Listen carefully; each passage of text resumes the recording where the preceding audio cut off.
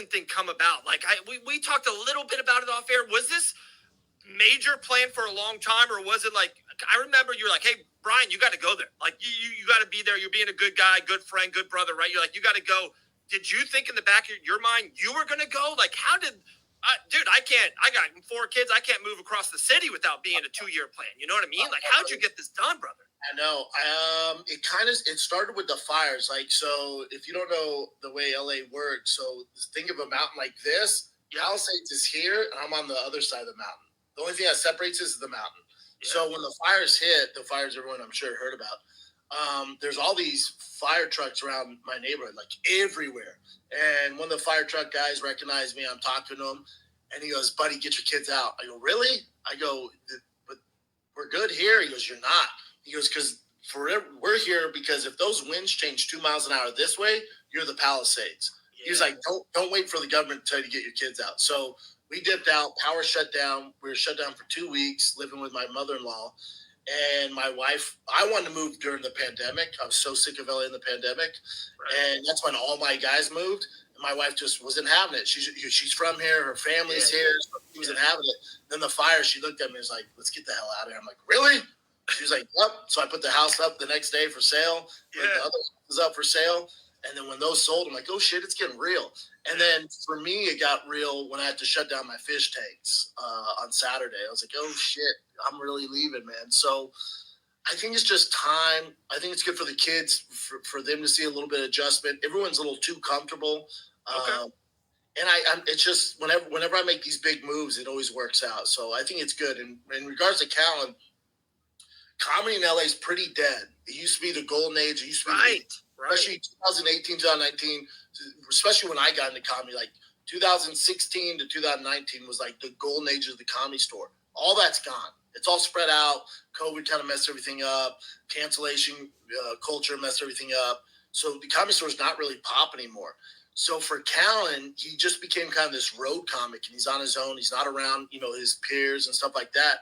So I told him he needs to move, and he's like, oh, I agree with you. And then when the fires happened, I told him, I said, I'm leaving, dude. I'm leaving. And he's like, you serious? I'm like, I'm leaving, bud. I'm leaving. I think you should come, but he has kids here. He has family house here. I go, I don't put any pressure on you, but I'm out. Yeah. So he was just like, all right, I'm coming with you. Yeah. And, Bryan's crazy ass. We went out before we did the companion. We came out like 2 days earlier. And I do my homework. I went through all the neighborhoods. I looked at probably 30 homes and still didn't make a decision. I had to go back the following week. Bryan, first house he looks at, doesn't even tell me. Bought the house.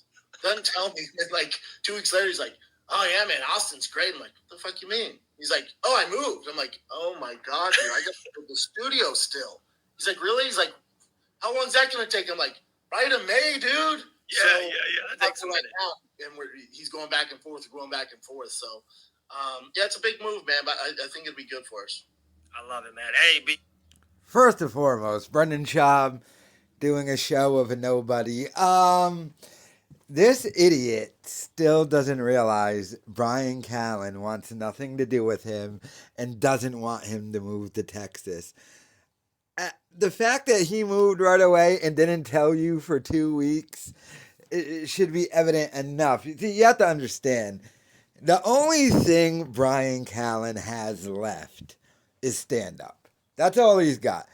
He got canceled from everything else, and the podcasting thing's not happening, especially since he does it with Dummy, and their podcast is a complete and utter failure now, which cost money to do. I don't think it costs Callen any money, but it's costing Schaub money.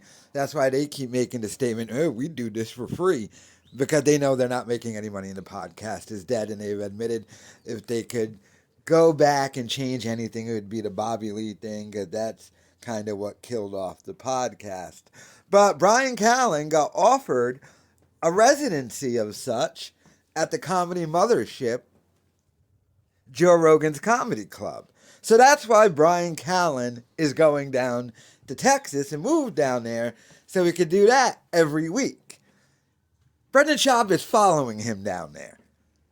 Brendan Schaub isn't doing any stand-up at the Comedy Mothership. And he knows he has to go down there because if Callen moves down there and Schaub's like, come back to do the show, Callen's just not going to do that. And he knows that. He knows it. So he's like, I'm not going to let what happened with Theo Vaughn when he moved to Tennessee happen again. So I'm following him down there. But there's conceivably no reason for him to. And, like, that was an odd thing he said about, time for my kids to move to Austin. They're getting a little too comfortable. Like, what? We know that his wife is completely against this move. And since the wildfires, she was like, yeah, no. She doesn't want to move to Austin. The scene for him is completely dead, but the fact that he still doesn't realize Callen doesn't want him down there. See, I was of the thought that maybe he does know and he's just going anyway. But hearing him explain that now, he's too stupid to figure out, hey, dummy, Callen doesn't want you down there. He just doesn't have the heart to tell you yet. Kind of messed up on Callen's part that he's going to allow him to Schaub to make this move when, 6 months to a year from now, Callen's just going to eventually have to tell him, yeah, dude, I can't do this anymore. There's no point in doing this.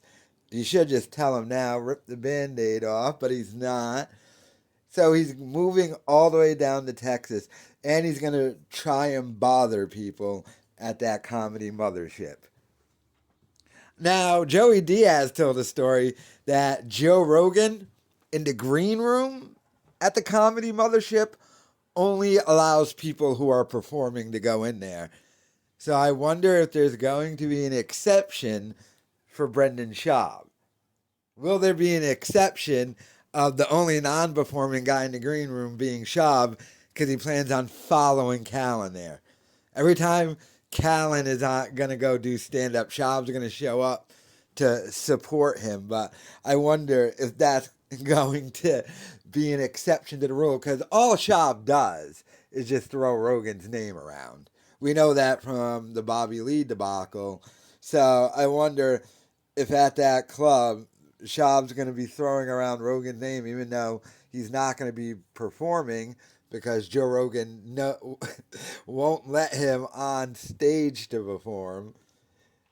Hilarious to me that he friggin' quit stand-up. He quit it because Joe Rogan wouldn't let him go to the comedy mothership. Another thing Schaub admitted. So, still doesn't get that Callen wants nothing to do with him. He is a dummy, but let me know your thoughts in the comments.